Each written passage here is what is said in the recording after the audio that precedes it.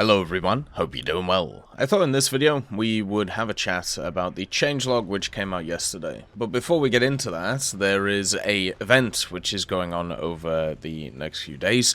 It is the Russian Aerospace Forces Day, and they've decided to once again not announce it on the English side of things. So, if you want to find it, you can find it on the Russian part of the website, or you can find it in the achievements part of your profile. If you go to the achievements in game, and then go to holidays, you'll find Russian Air Force Day there, and you'll be able to get a decal, which is the VKS ceremonial chevron, and all you have to do is play 3 battles for USSR Aviation, before the 15th of August, and you can get access to it. I really wish they would stop doing this. It's really annoying.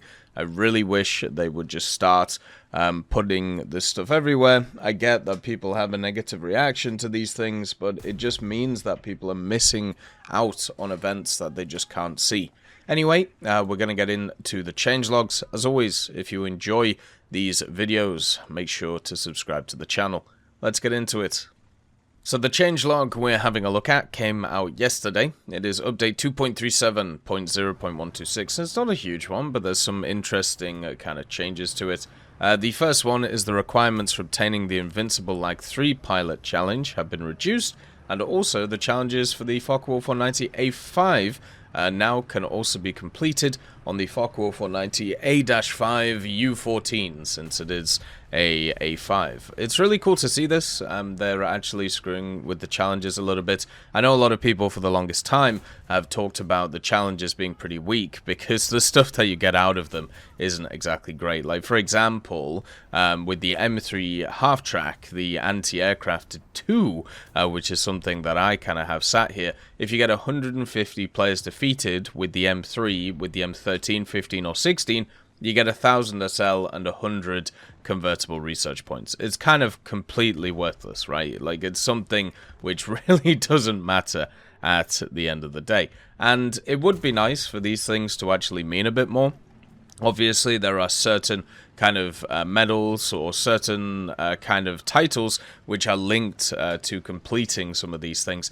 But this kind of setup has been in the game for an incredibly long time, and it would be nice if something else was linked to them, whether it was decals, whether it was special skins, or whether it was just something which you could kind of work towards. I remember back in the day when God of War was the kind of pinnacle of trying to unlock some cool stuff from the achievements tab or the challenges tab, but many people have had it for years and years now, and even though it may seem unattainable for many others, understand it isn't. You know, it's really not too hard since the game's been around for so long, and it's going to be around for a crazy long time going forward.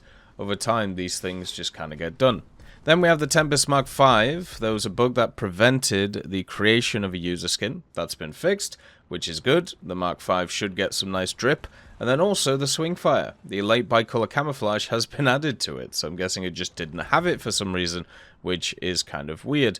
The SU-25K as well for sound. There was a bug that caused radio messages to be in Russian and not in Czech, so that's been fixed. So that's kind of cool to actually hear that. Usually for the radio stuff, I actually only have it in English because you can toggle it in certain options. But I think in general, maybe in the future, it would be nice to hear kind of their own languages, kind of like in Ground. In Ground, it's been really nice hearing different languages, and hopefully they expand that idea into other game modes. Then interface. There was a bug that caused the cursor to show outside the shell selection window when in the protection analysis view. That's been fixed, which is nice. And then also there was an incorrect display of the item amount in the trophy for the 38th level of the battle pass. That has been fixed too. So I think this might be to do with the naval thing.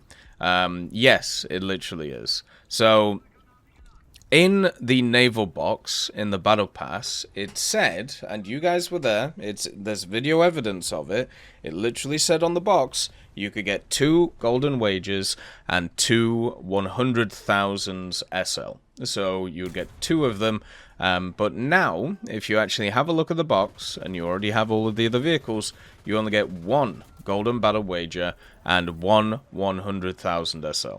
So the SL is completely worthless. Even 200,000 SL is too. You have many levels in the Battle Pass where they just throw SL at you. For example, if you have a look at level 32 and level 35 and add them together, that's exactly 200,000 SL. So it's 100,000 SL is as worthless as 200,000 SL. The fact that they halved the golden battle wages, so now you only get one of them instead of two, is just a slap in the face. Especially when you have a think about the value and the time that people have inputted to be able to get all of those vehicles in the past and grind them out. You are basically just kind of looking at them and laughing at them at this point. And that just makes me sad. That's just one of those things that's annoying. So they've corrected it to the correct level, but it turns out the correct level is half of what it was before. And that sucks. That's awful. It's terrible, and I think they should have put the correct value in the first place, so therefore we could look at it properly, but they just didn't. The Battle Pass this season kind of just makes me sad. The fact that we lost another vehicle out of it, so we're down to 2 out of 4, and also now the actual replacement for it just got halved in value if you already have all the vehicles. It basically means that, you know, you're grinding out something that is nowhere near the amount of value that it was previously. And it just kind of sucks. You know, the last time we actually got a bit more value in the Battle Pass was with the coupons, when you could add them together to get the next Battle Pass for free, which is really nice and a lovely gesture, but at the same time, that was a long time ago. And since then, they've reduced the amount of Battle Passes per year, they've reduced the amount of vehicles from 4 to 2, and also done some other changes where they've reduced other prizes across the board. And it just kind of makes me sad. I feel like right now, when it comes to this Battle Pass, if this is the type of value that they want to put in, then I suppose in the future it's going to get less and less care from the people trying to grind it. But the other part of it that's also important is if this is their way of bringing back vehicles in the Battle Pass, which is basically the same way they've been bringing back War Bond stuff, by the way, such as decals and other things, it's just going to become a rotatory setup, which I don't think is going to make people that happy. Because there has to be ways of getting old vehicles from the game. It has to be a thing. Because for the longest time, there was no way in order to get older stuff. But now, we are creating a system where the only way of getting old stuff is through loot boxes. Whether it's the new, travel case, and then the other one that will come out during the winter event, or whether it's, of course, stuff such as the Battle Pass itself, which will probably rotate its box to different stuff, whether it's aviation or ground, and then you can get those on top of the other prizes too. It just feels awful that is the case, because you have no control over your destiny. If you want one of those vehicles out of 4, you have a 25% chance of getting it. Probably, because we don't know the percentages. It might even be less than that, depending on which one you want. And then with the other boxes, once again, you can't control your own destiny. There is no way that you can guarantee getting what you want. And that sucks, and I'm sick of it in games. The whole point of games like War Thunder back in the day was, okay, you grind, you don't necessarily have to play well, but you can put in the time, or you can put in, the skill, and you will get what you grind. Right, that was the whole point, and you'll keep it forever. Whether it was events, whether it was tech tree, whether it was whatever. Some of the events back in the day were insane. The Summertime Madness events, insane. But if you stayed up, 48 hours at a time, you could get them done, right? And that was a horrific system, and then they worked out a better system with the challenge system, which worked very well. Then we have the mission score system, which is more open for everybody and works very well too, but it comes in alongside this new system, which is the gacha system, in order to try and get people to get older stuff. And that is the part that sucks, and it's infecting everything in War Thunder right now.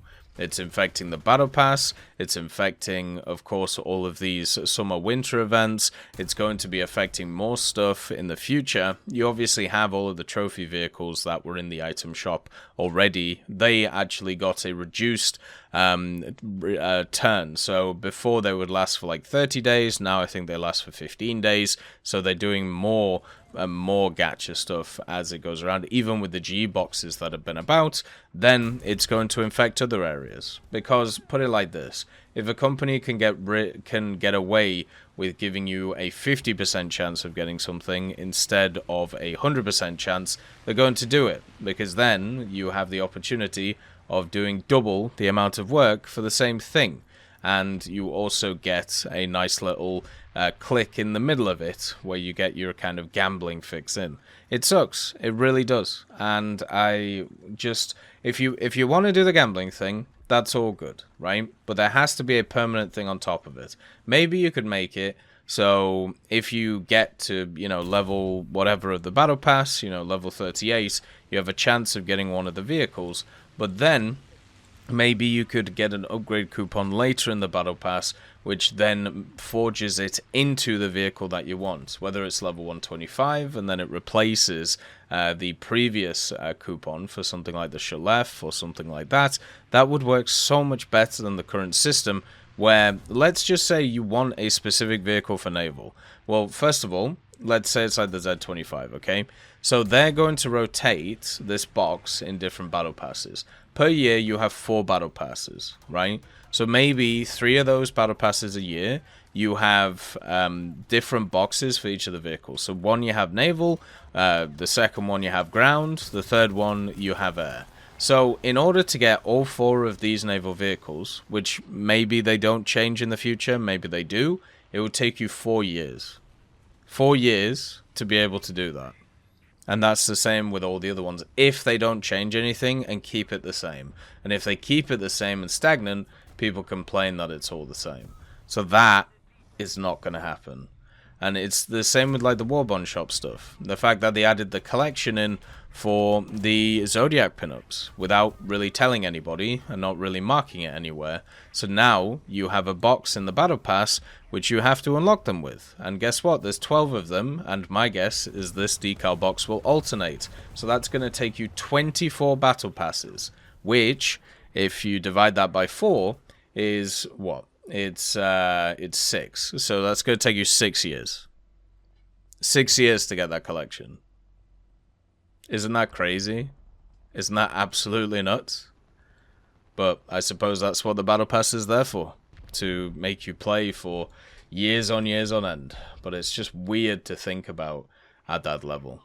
Anyway, if you have any improvements you'd like to see to the battle pass, I would love to hear them, since of course it's in a bit of a weird spot right now. As always, I hope you have a wonderful day, and I'll see you next time. I'd just like to thank GMG Smiley, CD Beans, Chieftain Mike, EMN3 Galaxy, Tulio Pontecorvo, Brendan Quinn, Carrion Crow, Gus Irenicus, Pyman, Wartinder, Teddy, Daniel Stanton, Martinez, B. Young, Ozzy Panzer, Alan Hacker, Liam Shear, Opium Prime, Lafouche, Sem, Aslan, Uncle Bean, and Derek R. for supporting the channel.